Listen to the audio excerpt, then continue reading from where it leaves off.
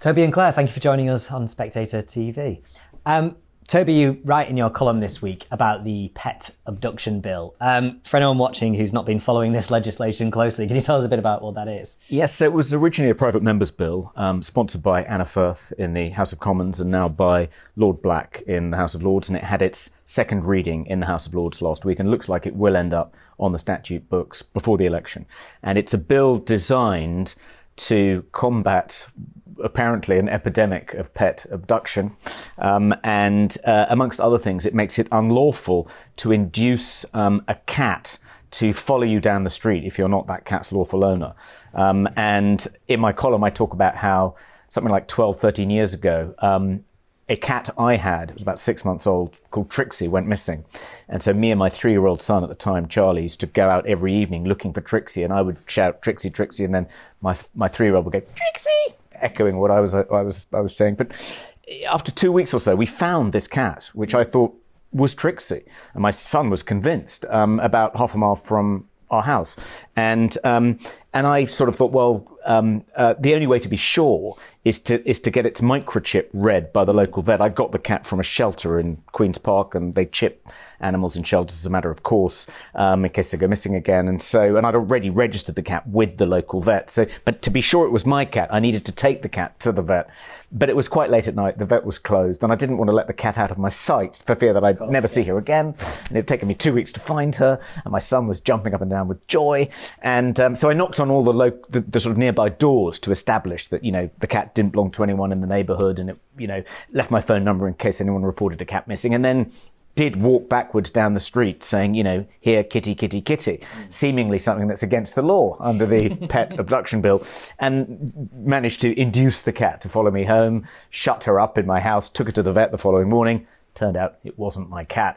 So I then returned the cat to the spot I'd found her nearby, and then sort of drove off, by which time the cat had become my last glimpse of the cat was in my rearview mirror, sprinting after the car as I was driving off. Very confused cat. And I was thinking not only criminal, but cruel as well. Animal cruelty. And I thought, well, if this law had been on the statute books 12 years ago, the maximum penalty for walking backwards down a road shouting, "Here, kitty, kitty, kitty," when it's not your cat, is up to 5 years in jail. So would I be liable for prosecution? Would the fact that I thought it might be my cat be a reasonable excuse in the eyes of the court, or would I have been nailed as a cat abductor and sent off to Wormwood Scrubs? So, but you're making a more serious point as well, Toby, which is that there seems to be sort of a growing number of laws which are best can be described as a bit trivial. Yeah, well, Christopher Snowdon had a great piece in The Critic a couple of weeks ago, in which he said that in the last 14 years, Parliament had either passed these incredibly wildly ambitious pieces of legislation, such as, the addendum to the Climate Change Act, whereby we promised to achieve net zero by 2050, as if reducing carbon emissions in a small island in the North Sea off the coast of the European continent could have any impact at all on the Earth's climate. I mean, we contribute less than 1% of global emissions. I mean, if the idea that we can actually change the climate by legislating in Parliament is absolutely ludicrous. And he gave lots of examples of wildly overambitious legislation like that, accompanied by seemingly lots of trivial bits of legislation like the pet abduction bill, and nothing in between. What about addressing the big problems that we face, such as, flatlining productivity, eye-watering dysfunction in the NHS, the fact that so many people are now on the sick? These are things which governments routinely ignore, preferring to focus on things that are either completely unachievable or incredibly trivial. Claire, I mean, you're obviously in the House of Lords. Does that mirror your experience as sort of the legislation coming through? Absolutely. When I was asked to do this, and it was like the pet abduction bill, and I was thinking, and it's been in the Lords, I was thinking, pass me by. But that's because there's so many pieces of legislation that you look and you think, you can't seriously be making a law about that. And it feels very trivial. But I think that there's a broader problem. I agree that Chris Snowdon's article was great at explaining those two extremes. But it's also, I think, a tendency to want to legislate on everything. On some issues which actually require moral leadership or political leadership or some kind of leadership that you don't necessarily need a new law on. But it's as though quantity is a replacement for quality, that old cliche, but it is actually true. The more pieces of legislation you can pass, the more that you will deal with something. And the kind of trivialising nature of this is, you know, we have this ridiculous smoking bill coming up, which is the time one which nobody who was born in 2008 be able to buy cigarettes, but if you were born in 2007 you will, and you know 47-year-olds will be legal and 46-year-olds won't be in the future, all of these things. But the thing that was really remarkable was that it was posed as this is the war on cancer, the major scourge of our time. Well, I'm all for more work being done in ensuring that we get a cure for cancer. This trivial, petty-mindedly liberal bill was not it.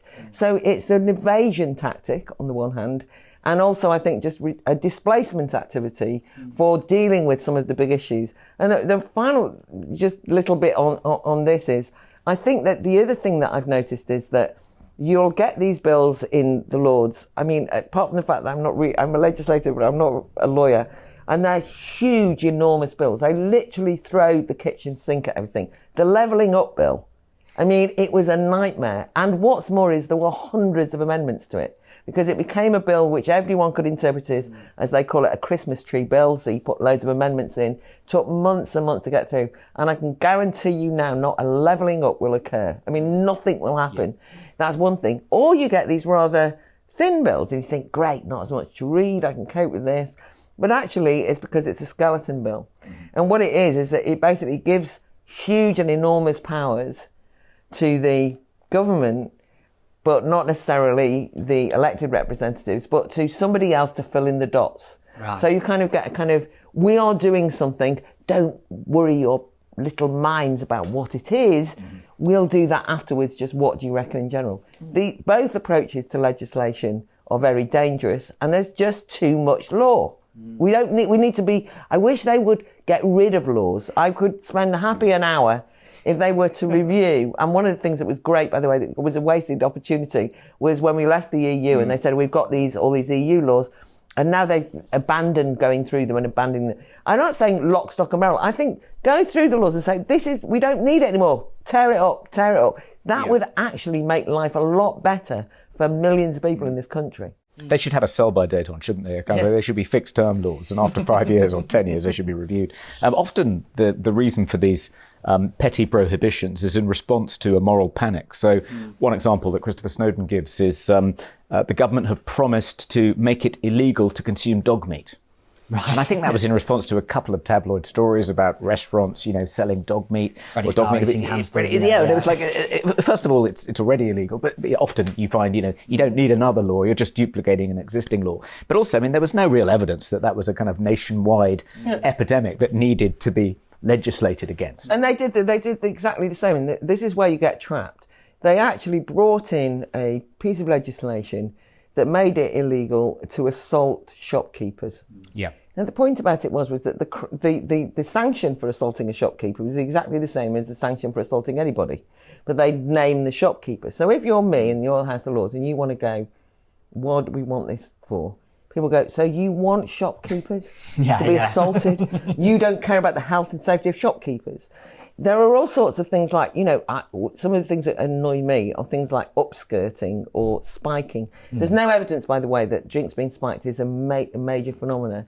It is obviously the case that if somebody actually does, these things are dealt with by the criminal laws that we have. I've made the point about the protest bills, the endless expansion of draconian powers given to the police in order to really restrict what should be civil liberties.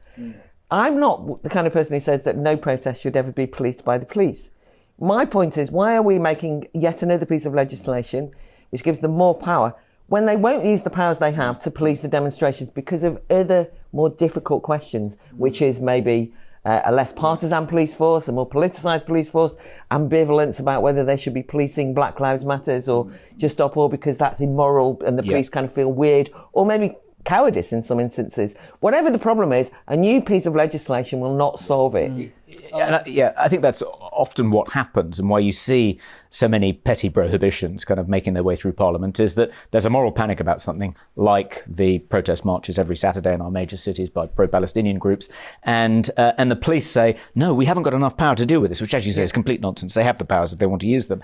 But powerful lobby groups will exploit these opportunities to get more power. Yeah. And that seems to be, well, let's hope it doesn't happen, and it's a battle the Free Speech Union has been fighting, but it could easily happen. Well, I wanted to mention free speech as well in particular. I mean, Claire, do you think as a result, if politicians say to every single problem, oh, we need to clamp down on this, we need a new law to stop this, do you think free speech in particular is harmed? Because, say, if someone is mean online, suddenly you need to clamp down, you need to legislate against it. Yeah, because once you have developed a form of politicking that involves criminalising everything, then speech is one of the easiest things to do, particularly when we live in a period in which being rather thin-skinned about somebody saying something offensive, the government's obvious way of dealing with this is to say, oh, maybe we'll make it illegal then.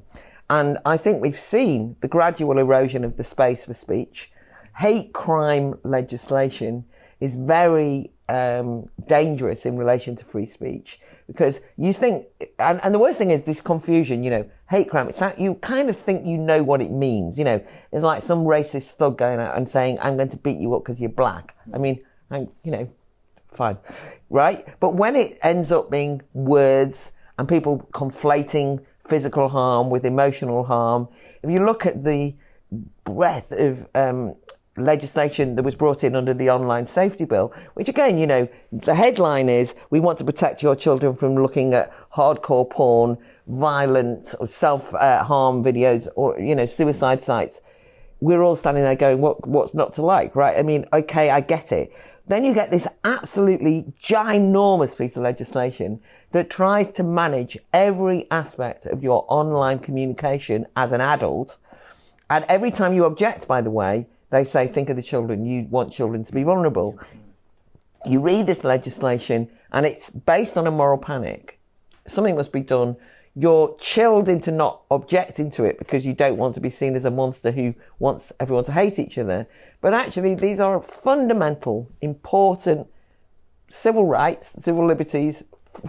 We still just about whisper it, live in a free society. And my idea of the law is that you should be free to do anything that is not against the law. And therefore, the law only should intervene with great very carefully to curtail something of your liberty as a free individual. And that is, of course, what's gone now. Now it's the opposite, which is, if it's not legislated for, if it's not the state's fingers all over it, they think that they're being negligent and not protecting us, which is because they've infantilized us and we're like children who need to be looked after, and they dot the I's and cross the T's. And as you say, in the meantime, you cannot rely on the National Health Service. In the meantime, there are no houses at all being built to deal with the population of this country, but they, in their petty fogging way, are doing everything but, with the word housing maybe in a piece of legislation, but it's everything but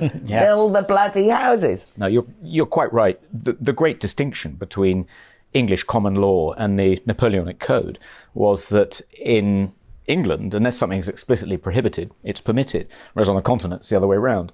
But increasingly, because of all these petty prohibitions that are being introduced, it is becoming much more like the continent here. If unless it's explicitly permitted, it's prohibited. Attempts to eliminate hatred by passing hate crime laws is a really good example of governments being wildly overambitious. I mean, to think that you can eliminate hatred by legislating against hatred, by punishing crimes motivated by hatred more severely, or criminalising various forms of hate speech. Hatred has been with us for time immemorial. It's not possible for parliaments to do anything about such a fundamental part of our natures. And the idea that they can is ludicrous. Why don't they focus on the housing problem, something they could actually conceively do something about? But that's even the thing with hatred. I mean, think about the impertinence. It is an emotion after all. You can say, we're kind of, and I agree, you kind of think, I don't want to be a hate criminal, or I don't want people to accuse me of hate crimes or hate speech or anything. But actually, hatred is an emotion, and it can be perfectly, rightly legitimate. And I think I once said on the Spectator podcast, I hate Hamas. I hate Islamism. I mean, I really hate it. I don't mean like a little tiny bit. Yeah. I mean with a hatred. I think it should be destroyed. Islamism as the extreme form of the most nihilistic ideology in the world at the moment is something I'm not keen on. I hate. The government cannot go around going, you can't hate that, right? You can't, because they're going to say then what you should love. Now, as it happens, we've had this we did have a phase of the government saying we're going to negotiate, we're going to work out with you your levels of happiness, and if you're not happy enough, so we have had a kind of therapeutic intervention into our minds. But in all seriousness, they are creating thought crimes. And this is just a very dangerous situation to be in, because they are basically saying you have got the wrong emotional response. And we as the state can then have the power to criminalise that and potentially take away your liberty for the wrong emotional response. I mean, Toby, are you surprised that a lot of this predates 2010, but for the past 10 plus years, we've been led by Conservatives who are nominally in favour of a smaller state in general, of leaving individuals to kind of practice what they want to do. Are you surprised this has all come in under a Tory government, or a lot of this has? Yeah, well, I guess not so surprised that it happened between 2010 and 2015, because after all, the Lib Dems were part of the coalition. And then we had Theresa May from 2016 and quickly lost her majority. So there wasn't much power to do much conservative things, particularly in the teeth of kind of deep state opposition. But I have been surprised by how little progress there's been made in rolling back the frontiers of the state since Boris won an 80-seat majority in 2019. One of the reasons I supported Brexit is I thought it would mean a reduction in the red tape silting up British businesses and the petty regulations that seem to govern every aspect of our lives. We could free ourselves up from these laws and regulations made in Brussels. What I hadn't anticipated was that actually regulatory divergence meant an opportunity for British regulators to impose even more red tape that we were having to contend with when we were part of the European Union. Now. Claire, you were in the European Parliament. Have we caught up with Brussels yet, do you think? Well, in some instances, we're giving a lead. I think maybe one of the confusions here is that very often British politicians use being in the EU as an excuse for things which they wanted to bring in. So they'd kind of take their illiberal ideas to Brussels, get them through, and then come back and say, don't blame us, blame the Eurocrats in Brussels, right? So it became a very convenient. And I think when they called the referendum, it suddenly became clear that all of those conservative Eurosceptics were not that keen, and they all became major Remainers. So you realise that it was a bit of a game, a way of outsourcing authority, and mainly basically putting a force field around legislation so it wasn't accountable to the British public. One of the problems about having left the EU is, A, they haven't got that excuse. They'll often hide behind, blame the House of Lords, because they'll often say, we wanted to do that, but the House of Lords stopped us. Or they'll blame international law courts. And although those things are undoubtedly ways of stopping democratically elected governments doing things, I think very often, with a sigh of relief, those democratic governments go, saved, we don't have to do anything. I do, however, also think that they now have to make their own laws. They can't do it that kind of way. And that has kind of opened up a new industry of all the people who are kind of the lobbyists over in Brussels are now kind of just lobbying left, right and centre. And one of the things that really is worrying is that we're constantly told that the reason why legislation has been brought into the Lords is because this is what civil society want, because they've talked to stakeholders. So stakeholders are an absolute scourge on the world, right? Because what they are lobbyists. I don't mind if people lobby. That was part of a democratic tradition. But they try and pretend that these are grassroots civil society community organisations. Yeah. We had the very peculiar example recently where Rishi Sunak stood in front of Number 10, if you remember, and said, we have decided that we're no longer going to give money to, was it Gove or him? But anyway, we're no longer going to give money to community organisations that represent extreme views. And the point was, it was like, well, why have you been doing that in the first place, right? And basically what they'd done was they'd said, we're talking to Muslim community leaders who they'd given a load of money to. But they created the problem. When you look at all of these third-party organisations, whether it's Stonewall or Mermaids, or actually lots of the major charities in this country become political vehicles for social change. The government will then say, we've talked to parents' organisations, we've talked to representatives of children's organisations. We've talked to, They've and they consulted. and then they'll sort of say to me, "Who are you?" And they make out that they're the Democrats, but actually, very often this is a done deal of legislation that's done behind the backs of the public. And the public just cannot work out what on earth is going on. And they often play a double game. Something I've noticed is that local authorities will have a consultation where they want to do something which is wildly unpopular, like impose 15-minute restrictions on where you can move around in your city. They'll have a consultation to try and garner support to show that they're doing it in consultation with different community groups, and that gives it some kind of democratic legitimacy, even though it's very unpopular. But if you then try and, participate in those consultations and galvanise opposition groups to actually make their feelings known through that process because they've been ignored in the ballot box, the councils will then turn around and say, well, it was just a consultation with the elected officials. Yeah, but they'll You're also make a distinction, because they'll say that grassroots low traffic neighbourhood group or anti-ULEZ group, funded by the fossil fuel far industry. right, by the way. Well, they're far right activists. Yeah. Because actually, grassroots organisations, which are often messy and all over the place and genuine and authentic, don't fit this very manicured, modelled version of the stakeholder civil society that everybody's used to talking to. They're kind of ordinary people, and guess what? They don't conform to anything, but they are demonised incredibly as somehow beyond the pale because they don't play the game. The main thing that we're saying is, to go back to Toby's article, but it's really, really genuinely a problem, which is legislation is absolutely, hyperactive. And the danger here is that governments forget how to govern unless they've got a piece of legislation to wave around, often where they'll say to send a message. I mean, that's one of the reasons they've done it. I mean, and so it makes a mockery of the laws, because it creates, there's a whole range of laws that aren't used. And you could say, well, thank God, because I was opposing most of them.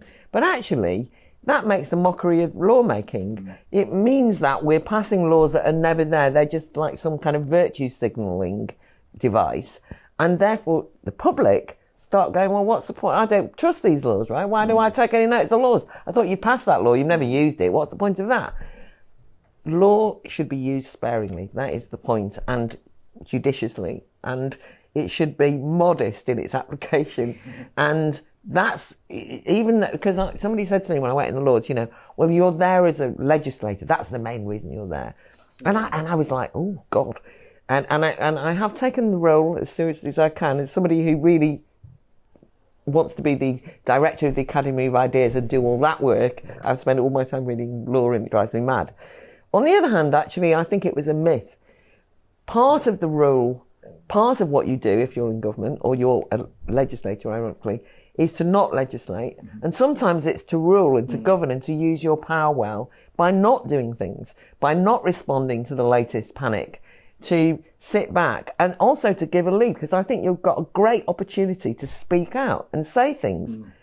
You don't have to pass a law every time you speak.